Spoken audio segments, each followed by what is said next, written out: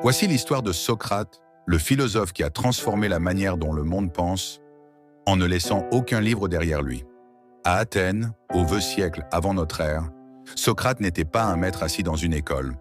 On le trouvait dans les rues, sur les marchés, dans l'agora, entouré de jeunes curieux et de citoyens intrigués. Son arme, des questions.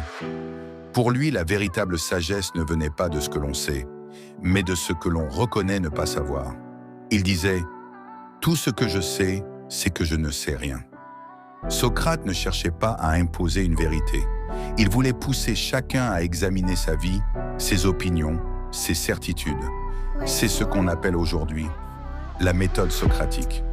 Grâce à cette méthode, Socrate amenait ses interlocuteurs à penser par eux-mêmes, à devenir plus justes, plus libres, plus conscients. Mais cette liberté avait un prix. Dans une Athènes troublée politiquement, sa manière de questionner dérangeait. On l'accusa de corrompre la jeunesse et de ne pas honorer les dieux de la cité. Face au tribunal, Socrate ne supplia pas.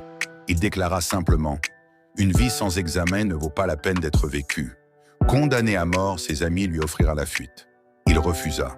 Pour lui, trahir la loi aurait été trahir la justice elle-même. Dans sa prison, entouré de ses disciples en larmes, il but la coupe de ciguë, calmement, comme un homme fidèle à ses principes jusqu'au bout. Et pourtant, Socrate n'est jamais mort.